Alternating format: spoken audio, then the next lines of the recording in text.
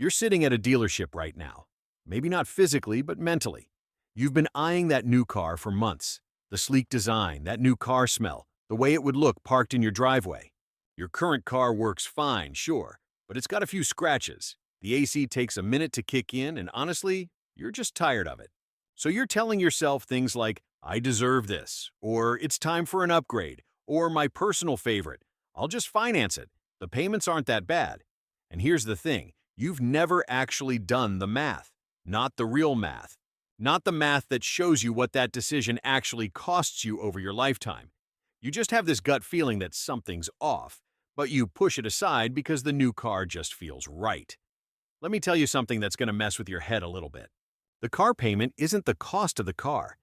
I know that sounds weird, but stick with me here. Most people look at a car and think, okay, it's $40,000. I'll pay $500 a month for 6 years. Done deal. But that's like saying a credit card only costs you the minimum payment. It's technically true, but completely misses the point.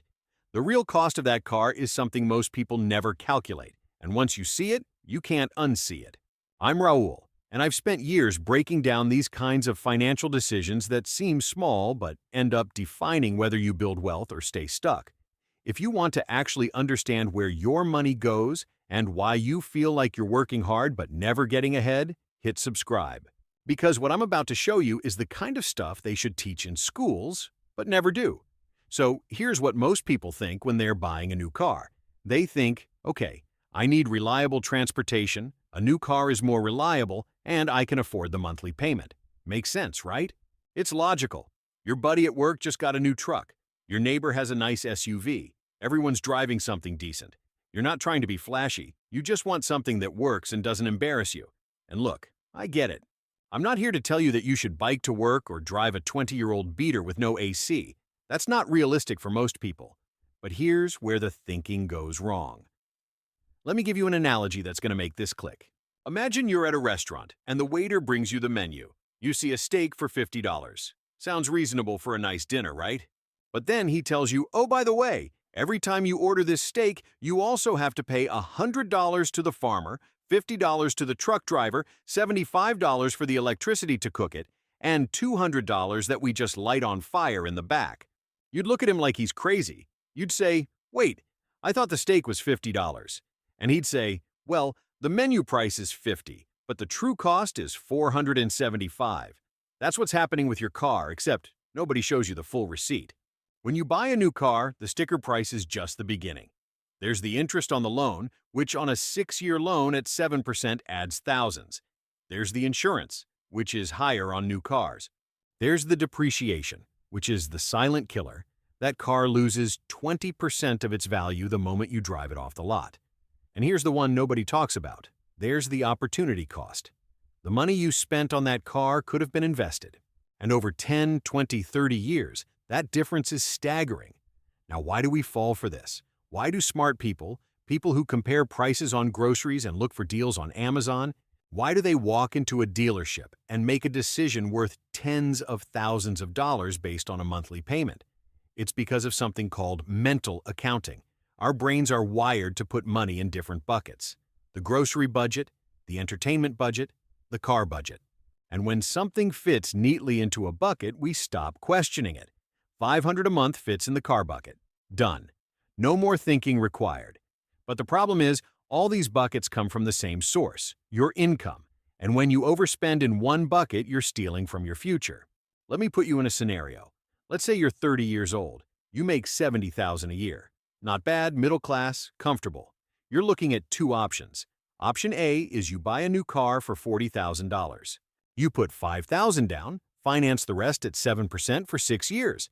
Your payment is about $580 a month. Option B is you buy a reliable used car for $15,000. You pay cash because you've saved up. No payment. Now let's do something most people never do. Let's actually run the numbers over the next 30 years, assuming you repeat this pattern. With option A, you're spending roughly $600 a month when you factor in the higher insurance and the constant cycle of new cars every 6 years. That's $7,200 a year, or $216,000 over 30 years. But wait, that's not the true cost. If you had invested that difference instead at a 7% annual return, which is conservative for the stock market, you'd have over $700,000 by the time you're 60. That's not a typo. $700,000. That's the hidden price tag on your decision to always drive something new. Let's go deeper. The average new car in America now costs over $48,000. The average loan term has stretched to almost 70 months. People are literally financing cars for nearly 6 years because they can't afford the monthly payments otherwise. And here's the dark part that nobody in the car industry wants you to know. They're counting on you not doing this math. The entire business model depends on you thinking in monthly payments, not total cost. Dealerships make money on the financing, on the add-ons, on the extended warranties, on the gap insurance.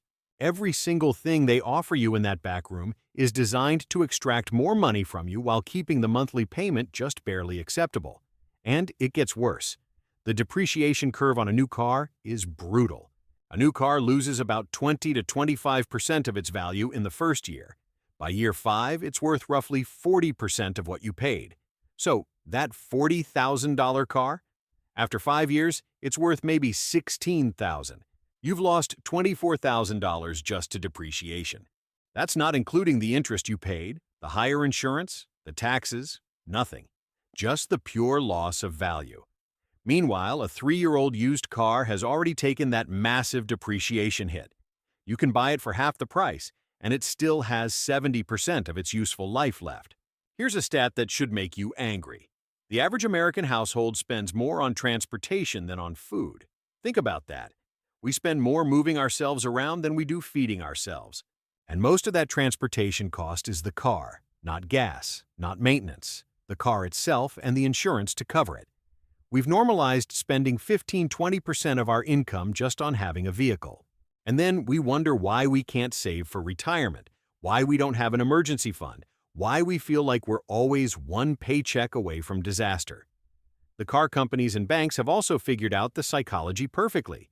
They know you're not thinking about total cost. They know you're thinking about status, about comfort, about what your coworkers will think. So they give you all these ways to rationalize it. 0% financing, which sounds great until you realize the price was already inflated to compensate. Cashback offers that make you feel like you're getting a deal when you're still overpaying. Trade-in values that seem generous until you see what they sell your old car for. It's all engineered to make you feel smart while making a decision that keeps you from building wealth. So now let's connect all the dots.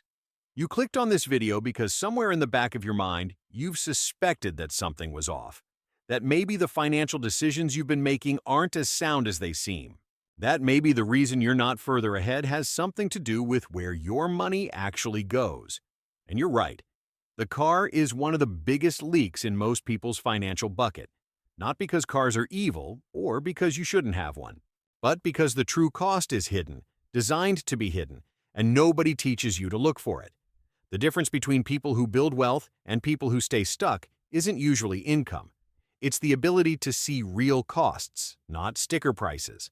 It's understanding that a dollar spent today is worth way more than a dollar in the future because of what that dollar could become if invested. It's recognizing when an entire industry is set up to make money off your blind spots. The car thing isn't about deprivation, it's about awareness. Once you see the real math, you make different choices. Not because you have to, but because you want to. Because $700,000 at retirement buys a lot more freedom than the memory of always driving something new. Here's the bottom line. That new car you're thinking about isn't a $40,000 decision. It's a $500,000 decision when you account for what that money could have become.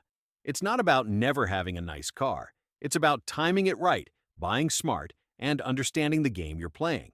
Keep the car you have a little longer. Buy used and let someone else take the depreciation hit. Invest the difference and actually watch it grow.